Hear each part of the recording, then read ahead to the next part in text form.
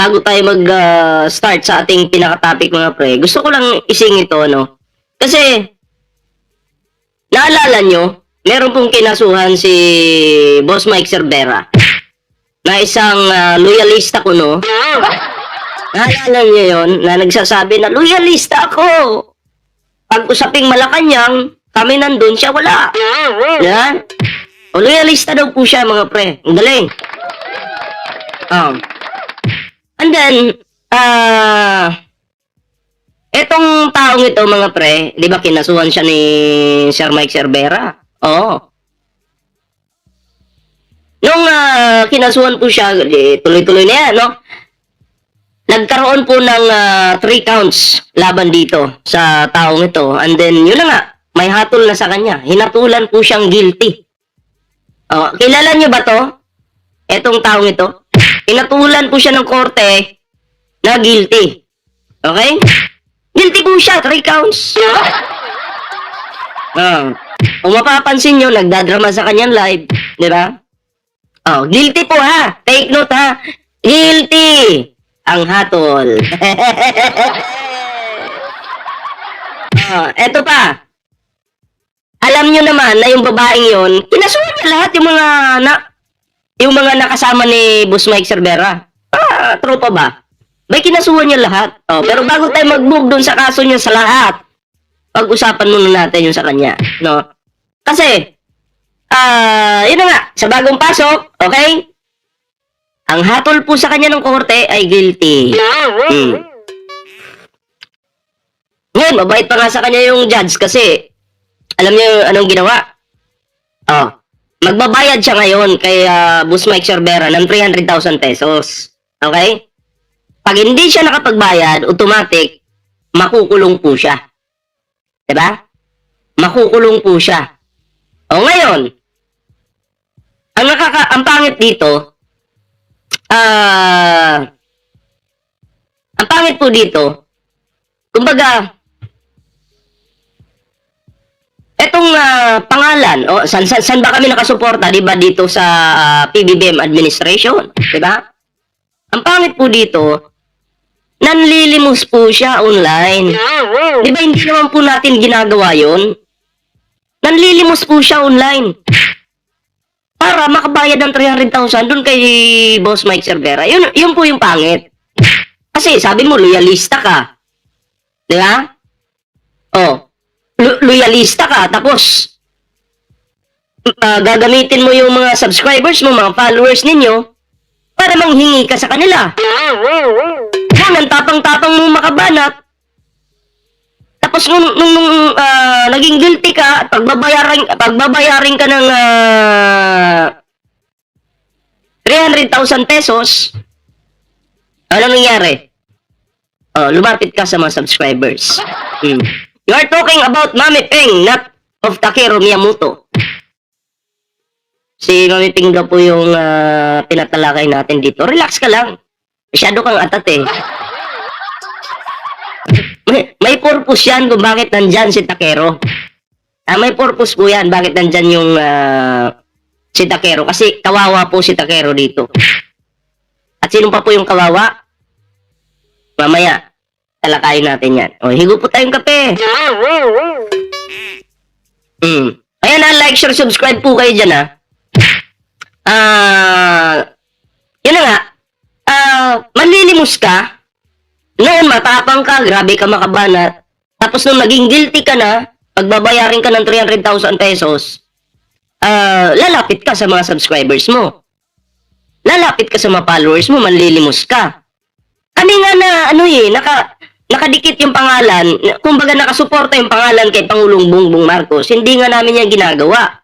Hindi nga kami naglalagay ng GCash sa aming mga live. Nung kami ay kinasuhan ng babaeng ito, hindi nga kami nanghingi sa inyo ng tulong. Hiningan ko po ba yung mga followers namin dito ng tulong para sa kaso? Sa kaso na sinampa po sa amin, di ba wala? Wala po kaming hiningi sa inyo kahit piso. Okay? Tama? May hiningan ba ako dito? Wala, di ba? Hindi po kami nag-online limos para sa kinaso sa amin. Hindi. Okay? Pero po siya, nakadikit lang sa Marcos administration, loyalista kuno siya. Ayun, nanlilimos po. Ha?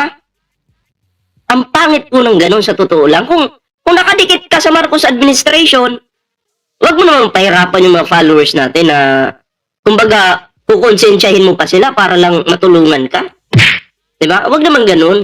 Kasi yung mga yan, nakasuporta na nga sa'yo, nanonood, tapos kukonsensyahin mo pa para lang matulungan ka nila. Yung mga yan, yung mga followers natin dito, bawat isa dyan, may pangangailangan yan. Pero syempre, hindi may iwasan, may maawain talaga. Imbis pambili pa nila ng gusto, yung pangangailangan, tutulong na lang. Kasi syempre, nagpaawa effect ka eh. Oh. Diba? Kami po, hindi po namin ginagawa yan dito sa aming, sa inyo. Diba? Hindi po kami nanghingi sa inyo. Wala po kaming kahit pisong hiningi sa inyo. Bagkus na lang siguro kung palipad. Automatic naman yan, di ba? Pero wala po kaming hiningi. Ngayon, eto na. 3 counts, 300,000 pesos. Guilty po siya ha, kaya pinagbabayad po siya ngayon 300,000 pesos. Ngayon, eto na. Di ba nagkaso siya kay Takero, kay Ballpoint Man? Ang dami namin kinasuhan. Kinasuhan ng babaeng ito. Kinasuhan po kami lahat. Yung kay Takero, na-dismiss na. Yung sa amin, kumbaga sabay-sabay, nabukod kasi si Takero ng time na yun eh. Kami ngayon, sama-sama po kami, iba. Di ba? O ngayon, alam nyo bakit nandiyan si Takero? Siya po yung kawawa, isa sa kawawa. Alam nyo bakit? Si Takero po ng time na yun, siyempre, napadalan siya ng sampina. Ano pong nangyari? Imbis magpadadialysis po siya, hindi niya po nagawa. Mas inuna po yung yung kaso kasi siyempre pag hindi mo nasagot yung sampina na pinadala sa iyo, maaari ka pong malabasan ng warrant of arrest. 'Di ba? So, grabe talaga yung damage na naidulot nito kay Takero mga pre. Lalong-lalo na po kay Chris Ulo, sa anak ni Chris Ulo. Kasi kung alam niyo naman po na ang anak po ni Chris Ulo ay nagte-therapy po. O ngayon, dahil po sa kaso na yan, hindi po nakapag-therapy yung anak ni Chris Ulo. Priority po yung yung kaso. Di ba? So, grabe po yung damage na binigay nitong taong ito sa mga vloggers ni PBBM. Di ba? Kami nga, hindi nagkaso, di ba? Hindi naman kami nagkaso sa kanya. Siya po ang nagkaso. Abay, kinasuhan kami lahat. Eto na ngayon. Kapag na-dismiss itong kaso na to, okay? Kapag na-dismiss ito, matatanggap namin yung resolution, syempre, kapag na-dismiss. Kami naman po magkakaso. Diba? Naka-ano na yan, naka-ready na po yan. Kasi unfair naman na ikaw lang, di ba? Unfair naman na ikaw lang. So kami din. Diba? Magkakaso din kami. Grabe yung ginawa mong yung pinagod mo kami. Pinagod mo kami. O ngayon, ikaw naman. Nagpapanggap ka loyalista eh. Sabi mo, loyalista ka. Nung nandun kami sa Malacanang, wala ka. Akala ko ba loyalista ka? Yan?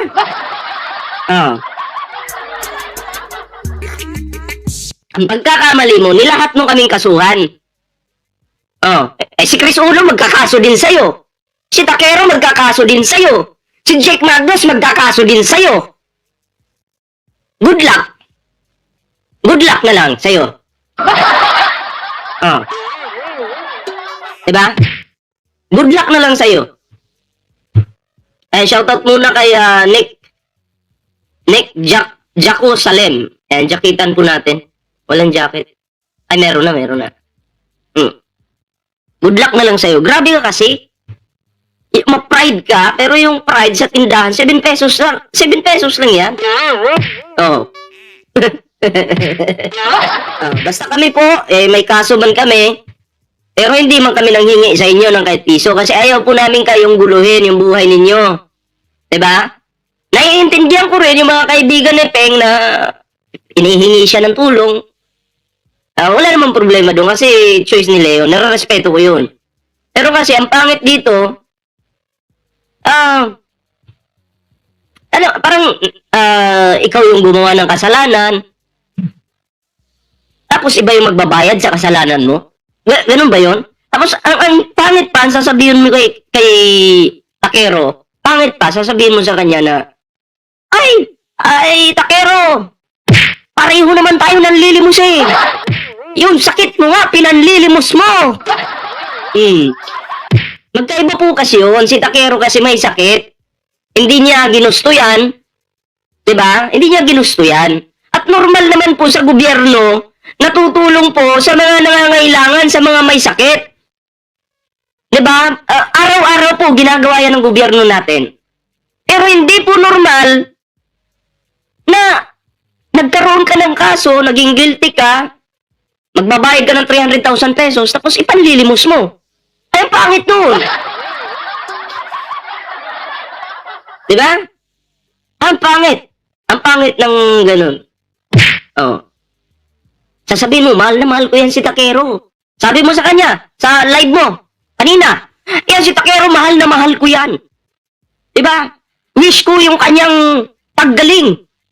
Sabi mo, mahal na mahal mo pala si Takero. Dapat noon pa lang, inurong mo na yung kaso.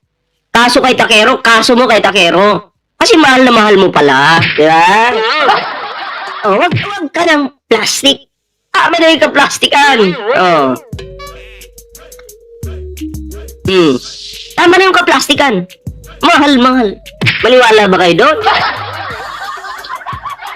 Diba? Sabi ko, kawawa po si Takero, kaya naka-thumbnail po sa atin ngayon kasi napadalhan siya ng sabina. Andi nung araw mismo na yon, dialysis niya. May sakit pa yung tao. Binigyan mo ng na-stress yung tao. Diba? So, grabe yung damage na nangyari kay Takero. Grabe. Kaya, ngayon, dismiss na si Takero. Magkakaso po yun. Diba? Kami, pag na-dismiss po yun sa amin, malamang sa malamang. Diba? Yung damage na yung mga gastos namin doon, yung damage na nadulot sa amin noon, good luck. Diba? Ay, ganun lang naman yan. Kami po, hindi naman kami mahilig sa magkaso-kaso na yan. Wala po sa amin yan. Pero kasi, unfair naman po sa amin, kung ikaw lang. Ikaw lang. Ang pangit naman nun. Diba? Kayo mga pre. Kung kayo po yung tatanungin, maawa po ba kayo dito sa taong ito na nanlili mo siya ngayon ng 300,000 pesos? Sa inyo pa lumapit. Kakatok daw sa inyong mga puso. Kakatok daw po sa inyong mga puso. Diba? Noon, ang tapang-tapang. Tapos ito pa, sinisita yung judge. Yung desisyon ng judge, kini-question mo. Yung desisyon ng pagiging guilty mo, kriminal mo. Kapag guilty, kriminal ka. Yeah? Tapos ngayon, sisisihin mo yung judge. Wow! Hindi naman po daw siya pumapatay ng tao. Yun yung depensa niya doon sa vlog niya kanina. Ay bakit sinabi ba ng yung kinaso ba sa'yo, pagpatay ba? Di ba cyber libel? Hindi naman pagpatay yung cyber libel, di ba? Hindi naman pagpatay yun. Yan tayo eh. Di ba? Tapos ngayon, sasabihin mo, may mga anak ako. Huwag mo nang idama yung anak mo, kawawa yun. Huwag mo nang i-mention sa vlog mo, kawawa yun. Kasi kung concerned ka talaga sa kanila, dapat noon pa lang nagpakumbaba ka na. Noon pa lang, nanahimik ka. Or pwede ka naman sumagot sa mga vlog, magbarubalan tayo dyan. Nauna kang magkaso eh. Nagkaso ka.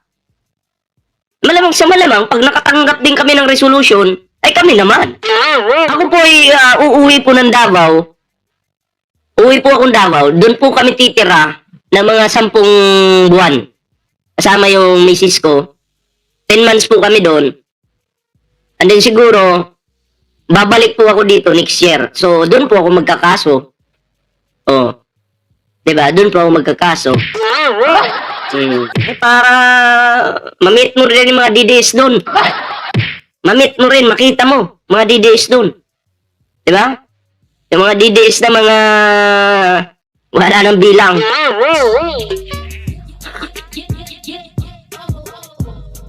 Tsaka, nilahat ba naman kaming kasuhan kung concern ka pala sa pamilya mo, sa anak mo? Kawawa naman yung anak mo, syempre, di ba? Kung concern ka pala sa kanila, nag-isip ka. Kinalaban mo kami lahat eh. Yung kami po, hindi po kami mahilig magkaso, pero unfair po kung ikaw lang. Di ba? Unfair. So, basta po kami, hindi po kami nagpipi ng Gcash dyan sa mga live namin. Hindi. Hindi po kami nang hihingi sa mga followers namin. Hindi po namin ginagawa yan. Kasi ayaw po namin gamitin ang pagsuporta kay Pangulong Bongbong Marcos para lang pagkakapirahan kayo dito. Diba? Para lang manghingi sa inyo. Who is sino yung lupong yan? Sabi ni diba? Sino daw po? I-comment nyo dyan kung sino yun. Nagbigay lang po ako ng reaksyon dito kasi nahawa po ako kay Takero eh. Kay Chris Ulo din. Diba? Siyempre sa lahat po ng kanyang inabala. Inabala mo na kami, lubos-lubusin na po natin. Lubos-lubusin na natin. Diba? War fight ka, diba? Tuloy mo lang yan.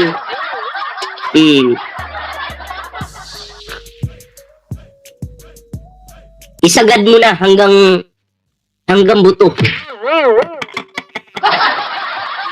Diba? So, pakiusap ko lang po, wag mo sanang gagamitin yung anak mo para kaawaan ka. And then wag ka sanang magpaawa sa social media para matulungan ka. Wag. Yun lang. No? Wag nyo na pong hingan ng tulong yung mga ano natin dyan, mga subscriber natin, kawawa naman. Diba? Pinasok mo yung laban na to, ay, gawa mo ng diskarte. Ganun lang naman eh. Para makalabas ka sa problemang ito. Kung ang pangit naman, halimbawa ako, si Bullpoint man, babanatan kita dyan ng babanatan. Pag ako kinasuhan at naging guilty ako, sa inyo ako tuhingin ng tulong. Ang pangit naman ng ganun. Diba? Ang pangit nga naman ng ganun. Wag nyo lang wag nyo lang gamitin yung mga anak ninyo, mga followers ninyo, para yung puso nila lumambot. Wag na. Okay? Ginawa mo yan eh. Nandyan na yan. I-push mo na.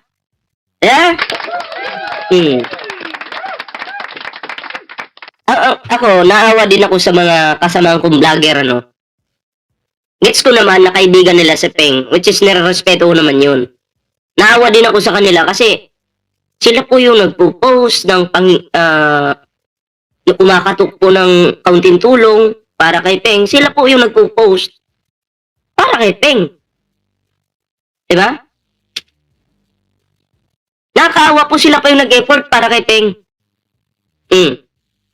Samantalang si Peng, hinatulan na po na guilty. Guilty ka na. Diba? Kriminal. Shoutout po kay M. Suzuki. Magandang gabi po. Ayan po So, ayun lang naman. Yung gusto kong klaruhin dito, no? Huwag po kayo maawa sa taong yan. Di po dapat kaawaan yung taong yan. Diba? Hindi po dapat kaawaan yung taong yan. Focus po tayo sa pagsuporta sa Pangulo. Hindi po sa mga taong ganyang klase. Diba? Hindi po yan katanggap-tanggap. Ngayon, nakalikom yata siya ng 25,000 dahil sa paghingi-hingi online. Yun nga yung pangit dyan. Ginagamit niya yung mga, kumbaga, dahil nasa administrasyon siya, parang, feeling ko lang parang nagagamit yung pangalan ng administrasyon para lang makahingi siya ng tulong. Pero kung sakit yan, okay lang naman. Kahit pa siguro ako magbibigay ako sa'yo kung may sakit ka. Magpapagamot ka. Magbibigay ako sa abot ng aking makakaya. Pero kasi yan, ginawa mo, pinasok mo yung gulo na yan tapos ikukumpara mo pa si Takero sa'yo. Sasabihin mo, ikaw nga Takero yung sakit mo, pinanlilimos mo rin. Pareho lang tayo, sabi niya. Anong pareho? Wakalipaking color diya. Naging pareho, ikaw, nag-commit ka ng krimen. Diba? Shoutout paring Marge Marasigan TV. Si Takero, sakit niya yan. Dinadialysis siya, hindi niya ginusto yan. Diba? Shoutout po kay Mary Lina Riza Bal. Ayan, shoutout po sa iyo So, ayun lang po. Kayo po, ano yung inyong mga opinion dyan? I-comment nyo lang po para po mabasa po natin yan. Ayan.